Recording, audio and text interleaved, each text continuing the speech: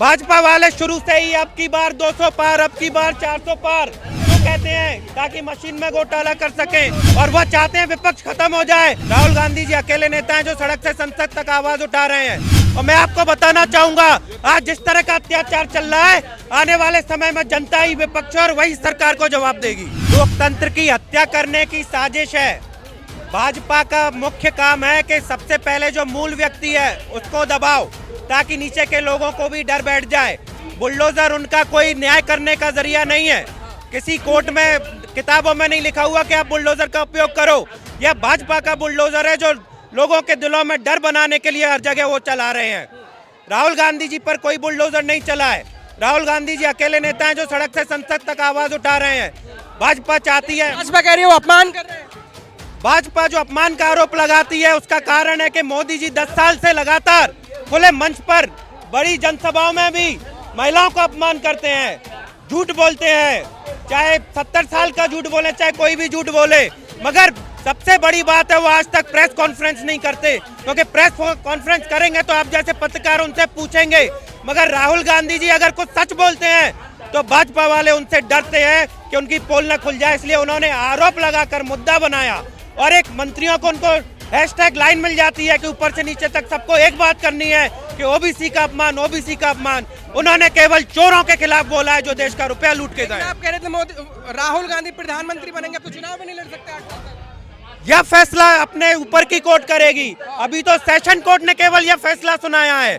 High court में इस case में स्टे मिला हुआ था, मगर इन्होंने जब षड्यंत्र रचा, हाई कोर्ट से स्टे हटाकर इन्होंने सेशन कोर्ट में अपना जज बिठाकर तुरंत की तुरंत उन्हें सजा दिलवाई। और वैसे 30 दिन का टाइम दिया जाता है कि आप ऊपर के कोर्ट में अपील करिए, मगर अगले दिन ही षड्यंत्र के तहत इन्होंने उनकी सदस्यता रद्द की ताकि वह संसद में भी आवाज नहीं उठा। यहाँ पर क्यों आए आप? यहाँ पर हम संसद घेराव करने आए हैं। क्या होगा उससे? हम जनता में यह संदेश देना चाहते हैं कि जनता की आवाज दबाने का काम भाजपा सरकार कर रही है, मगर युवा कांग्रेस के सिपाही, सभी कांग्रेस के सिपाही जनता की आवाज के लिए लड़ने के लिए तैयार हैं। संसद में नहीं बोलने दिया जाएगा तो सड़क तो हमारा है, सड़क हमसे कोई नहीं छीन सकता। और वह चाहते हैं विपक्ष खत्म हो जाए। और मैं आपको बताना चाहूंगा, आज जिस तरह का अत्याचार चल रहा है, आने वाले समय में जनता ही विपक्ष और वही सरकार को जवाब देगी। विपक्ष मानते नहीं आपको? कांग्रेस खत्म हो गई है पार्टी। कांग्रेस खत्म हो गई है उनका कहना इसलिए क्योंकि पूरे देश में सिर्फ कांग्रेस का ही वजूद है। वह कभी नहीं बोलेंगे कि आप खत्म हो गई, वह कभी नहीं बोलेंगे कि टीएमसी खत्म हो गई। हर प्रदेश में कांग्रेस के हर घर में कार्यकर्ता जुड़े हुए हैं, इसलिए वह केवल हर जगह प्रोपेगेंडा चलाते हैं कि कांग्रेस खत्म हो गई। 3 राज्यों में आज हम सरकार में है। आने वाले इसी साल में ही चुनावी साल है, 4 राज्यों में चुनाव है। हम आपको बता रहे हैं मध्य प्रदेश से आते हैं, 100% मध्य प्रदेश, राजस्थान, छत्तीसगढ़ में सरकार बन रही है। हम 6 राज्यों में हो जाएंगे। अमित शाह कह रहे हैं मध्य प्रदेश में बीजेपी की सरकार बन रही है, कांग्रेस तो खत्म हो रही है। भाजपा वाले शुरू से ही अब की बार 200 पार, अब की बार 400 पार क्यों कहते हैं? ताकि मशीन में घोटाला कर सकें या लोगों के दिमाग को फेर सकें। यह उनका पूरा झूठ है जो जनता अपने आप चुनाव में साबित करके आपको देगी। ये लोकतंत्र की हत्या हो रही है भैया 2014 के बाद से। उसका विरोध करने आते हैं हम सब। 2014 के बाद असली विकास हुआ है। अच्छा, कौन सा विकास आपकी नजर में? बताइए विकास क्या? विकास किसका विकास? भाजपा के नेताओं का विकास, कि अडानी का विकास, कि अंबानी का विकास, कि उनके कुछ मुट्ठी भर व्यापारियों का विकास? किसका विकास बताइए मुझे। आप देखिए यहाँ पे ये जंतर मंतर है, ये जंतर मंतर है। ये नरेगा किसकी योजना थी? कांग्रेस की लाई हुई योजना थी। ये देखिए नरेगा के भी लोग संघर्ष समिति बनाकर बैठे हुए हैं। आज मिल रहा है मनरेगा में, आज मनरेगा में किसी को न्याय मिल रहा है, किसी को मजदूरी मिल रही है, किसी के अकाउंट्स में पैसे पहुंच रहे हैं। और भैया लोकतंत्र में चुने हुए प्रतिनिधि है, प्रधानमंत्री चुने कौन? अरे ऑब्वियसली बॉस, कितने झूठ गिनाए आपको? 15 लाख किसके अकाउंट्स में आने वाला था? 2014 में प्रत्येक नागरिक के अकाउंट्स में 15 लाख आने वाला था। आया भैया?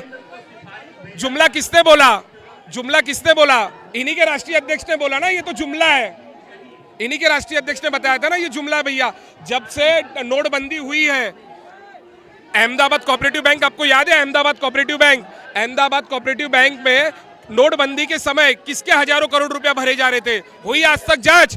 हुआ आज तक कोई डिस्क्वालीफाई हुआ? कोई डिस्क्वालीफाई? अब क्या होगा? राहुल गांधी को सजा हो गई है, आवाज छीना जा रहा है, अब आगे क्या रणनीति है?